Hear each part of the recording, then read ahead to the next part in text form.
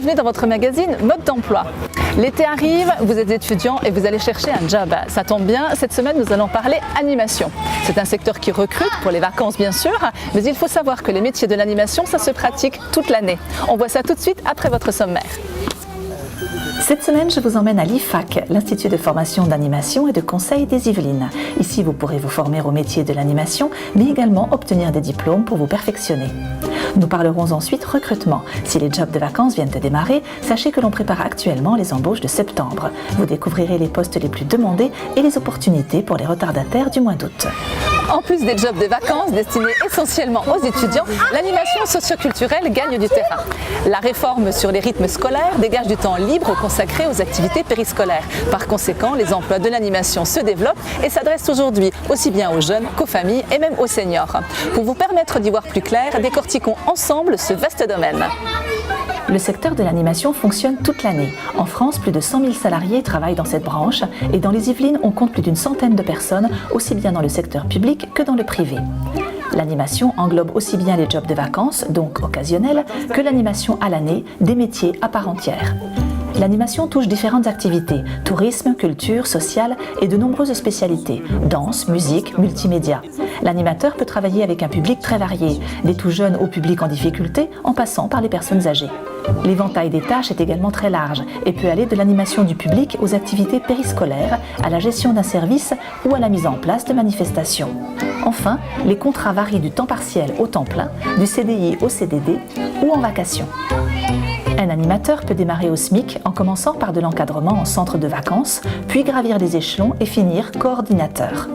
Quel que soit le contrat, pour travailler dans l'animation occasionnelle, il vous faudra au minimum un BAFA, diplôme non professionnel, et avoir 17 ans révolus. Pour en faire votre métier, plusieurs diplômes sont possibles et vous ouvriront de nombreuses portes dans de nombreux secteurs.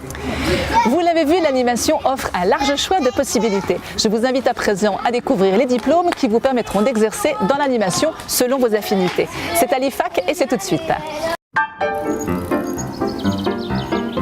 L'Institut de formation d'animation et de conseil des Yvelines intervient au service des collectivités dans plus de 60 communes yvelinoises. On est spécialisé dans la formation sur des diplômes professionnels, mais aussi sur des diplômes dits non professionnels, comme le BAFA, qui sont des brevets d'aptitude. Bien qu'elle ne soit pas professionnalisante, la formation au BAFA permet d'acquérir de bonnes bases en animation en 3 étapes. La première, du coup, c'est un stage qu'on appelle formation générale qui dure 8 jours en centre de formation. Voilà. La deuxième étape, c'est un stage pratique de 14 jours minimum en accueil de loisirs ou en séjour vacances. Et la dernière étape, c'est un approfondissement où on va approfondir un thème particulier pendant 6 jours. À l'issue de la formation, il est possible d'animer pour un jeune public dans des centres de loisirs ou de vacances. C'est le cas d'Adrien et de Marie qui ont commencé avec un BAFA avant de se professionnaliser dans ce secteur qui demande de nombreuses qualités. La patience, il faut beaucoup d'imagination avec eux, surtout avec les maternelles, pour renouveler les activités, ce qu'on leur raconte. Il faut aimer bien sûr les enfants. Les plus grandes qualités, ça va être le relationnel déjà, donc que ce soit avec les enfants, les parents et l'équipe d'animation. Ensuite, la ponctualité, être à l'heure, souriant, motivant, motivé. Faut toujours être au top. On ne peut pas avoir de coups de mou. Ils le sentent, ils le savent quand on n'est pas bien. La créativité, être capable de créer, construire des choses avec les enfants.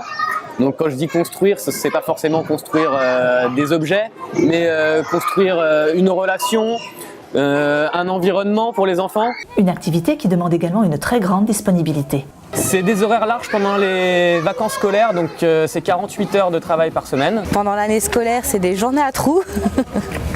On travaille en alternance avec les maîtres et maîtresses, donc quand eux ne travaillent pas, nous on travaille. Avant l'école de 7h30 à 8h30, le midi à la cantine et le soir, ça peut être 18h30 pour certains centres, 19h jusqu'à 20h pour d'autres centres de loisirs. On va avoir une vingtaine d'heures dans la semaine, plus les travails de préparation qui nous emmèneront entre 30 et 33 heures. Un métier ouvert à tous dès l'âge de 17 ans. en reconversion professionnelle, beaucoup d'animateurs qui ont commencé une carrière dans un domaine tout autre que l'animation arrivent souvent et passent leur BAFA ou un autre diplôme pour pouvoir travailler donc dans l'animation. Si Adrien est aujourd'hui directeur adjoint, c'est parce qu'il a eu la possibilité d'acquérir des formations qualifiantes à la suite de son BAFA. Nous pouvons mettre en place ce qu'on appelle des passerelles vers l'apprentissage. Donc c'est un dispositif d'accès à l'apprentissage qui permet à des jeunes n'ayant pas forcément de qualification spécifique dans le métier de pouvoir accéder par cette formation à une formation qualifiante. Le BAPAT est le premier niveau professionnel dans l'animation. Il permet d'acquérir une formation diplômante d'assistant animateur technicien et permet de travailler aussi bien en accueil de loisirs qu'en activité périscolaire. C'est l'animateur de base, je dirais, avec beaucoup plus de connaissances théoriques qu'un BAFA. De par la longueur de la formation, le BAPAT se déroule sur 1 an, donc les jeunes ont largement de quoi apprendre et mettre en pratique. C'est ce qui fait la différence avec un BAFA. Donc les 3 domaines de compétences, c'est activité manuelle, c'est sport collectif et c'est jeux de société et jeux extérieurs.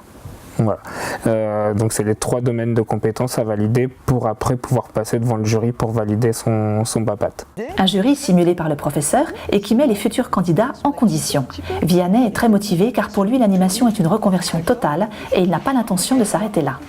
En fait à l'origine moi je suis diplômé de restauration mais par la suite en fait les entreprises que j'essaie de postuler n'ont pas refusé donc j'ai passé 1 an au chômage jusqu'à définitivement me dire que je voulais faire le BAFA et par la suite la mairie où je suis m'a encouragé encore plus à pousser au-delà du BAFA donc depuis je passe le BAPAT et ensuite si ça continue je vais continuer les autres diplômes qui vont suivre avec. Ce que j'essaie de faire en fait c'est le diplôme moniteur éducateur en fait pour dans les centres d'enfants en difficulté. Le BAPAT permet ensuite d'évoluer vers d'autres diplômes comme le BPGEPS sportif ou socioculturel, un diplôme de niveau bac qui permet de démarrer avec un salaire de 1 500 € net. Il y a tout un panel de BPGEPS, beaucoup plus de BPGEPS sportifs que de BPGEPS animation socioculturelle. En général, l'animation socioculturelle, ce sera le loisir tout public ou l'animation sociale.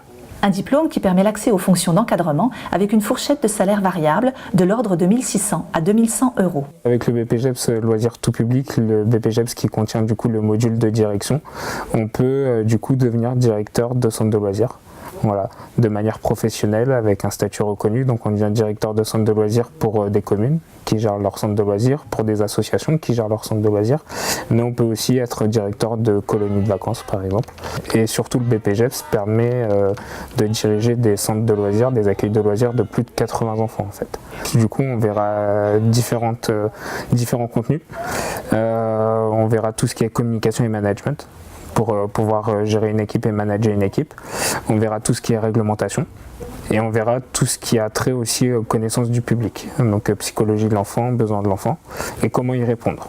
Si on veut pousser un peu plus loin, on peut aussi, par exemple, c'est mon cas, moi je suis passé du côté formation du coup, donc maintenant je suis référent de formation professionnelle. Avec encore la possibilité de passer sur 9 mois un DGEPS avec des fonctions de coordination. Autour de la législation, comment gérer aussi pas mal de choses au niveau de la communication, de la gestion d'équipe, de masse. Et puis le niveau encore au-dessus qui est le DGEPS. Ce type de diplôme permet d'avoir un poste comme le mien par exemple, coordinateur d'un territoire. Ça peut être aussi de la coordination d'une grande commune où il y a énormément de structures à gérer. Toutes ces formations se déroulent sur 1 an, de septembre à septembre, afin de se caler sur l'éducation nationale et permettre aux jeunes diplômés de trouver un emploi dès la rentrée. À présent, pour ceux et celles qui auraient déjà leur diplôme, c'est le moment de s'en servir et d'envoyer vos CV. Je vous laisse découvrir où, quand et comment. En plus de ces formations diplômantes, l'IFAC travaille également au recrutement de l'ensemble des accueils de loisirs pour les collectivités. Ça passe effectivement du recrutement des équipes, mais aussi à tout l'administratif. Et donc quand on reçoit des CV, des lettres de motivation des communes ou des centres de loisirs, on recentralise tout ici au siège pour pouvoir répondre au mieux aux attentes et aux demandes. La réforme sur les rythmes scolaires a permis de dégager du temps libre. Par conséquent, les emplois de l'animation se sont développés et aujourd'hui, l'IFAC recherche pour de nombreuses collectivités des animateurs d'activités périscolaires. Donc actuellement, on est en train de recruter pour la rentrée là, septembre 2017-2018 et en termes de recrutement, c'est vrai qu'on attend beaucoup finalement des animateurs, pas seulement de la surveillance dans la cour. On attend bien plus que cela, on attend que l'animateur soit attentif et à l'écoute auprès des enfants, qu'il y ait une bonne communication avec ses collègues, donc avec son équipe, et qu'il soit vraiment moteur et un modèle pour tous finalement, surtout pour les plus jeunes. Il faut qu'ils puissent proposer tout un panel d'activités diverses et variées, c'est important, entre le sport, le manuel, l'expression, et qu'ils défendent certaines valeurs qui nous tiennent à cœur, comme le savoir-faire et être en collectivité. Des animateurs avec malgré tout un bagage ou une première expérience dans l'animation. Des animateurs qui ont au moins démarré le BAFA pour respecter les quotas d'encadrement. Et puis après, si ça va au-delà du BAFA, on est preneur également. En termes de rémunération, pour les animateurs, quand il n'est pas diplômé, c'est vraiment le minimum et donc le SMIC. Et plus on évolue dans le diplôme ou dans le brevet, plus le taux horaire augmente finalement. Donc quand on a un BAFA, il augmente, quand on a un BAPAT, il augmente aussi. Pareil pour le BFD ou pour le BPGEPS. Des contrats tout d'abord en CDD qui évolueront rapidement en CDI afin de pérenniser ces postes accessibles à tous de 17 ans à 50 ans et plus. Si on veut candidater, il faut envoyer un CV, une lettre de motivation par courrier au siège de l'IFAC ou par mail également, mais aussi auprès des directeurs qui sont sur site, puisque des fois c'est plus facile aussi d'aller leur apporter un CV, une lettre de motivation à côté de là où on habite, et nous on nous le retransmet pour qu'on puisse faire le tri et pouvoir répondre à tout le monde dans les plus brefs délais. Sachez également que Yveline Information Jeunesse propose sur son site un service de petites annonces si vous êtes à la recherche d'un job étudiant ou d'un emploi saisonnier pour ce mois d'août. Ces annonces sont également disponibles sur la page Facebook et sur le compte Twitter. N'hésitez pas également à consulter et à télécharger le guide 2017 « Trouver un job ». Il fourmille d'informations et de conseils pour vous aider dans vos démarches de recherche d'emploi. L'information jeunesse est présente sur le territoire. Venez rencontrer ses conseillers dans l'une des 30 structures des Yvelines. Il ne me reste plus qu'à vous souhaiter bonne chance dans les métiers de l'animation et si vous avez encore des questions, n'oubliez pas que la Cité des métiers de Saint-Quentin en Yvelines peut vous aider à monter votre projet professionnel. Sachez toutefois qu'elle ferme ses portes du 31 juillet au 21 août à 13h30, mais il vous sera possible de voir le programme en ligne courant juillet. Quant à moi, je vous souhaite de bonnes vacances et bien sûr, prenez soin de vous.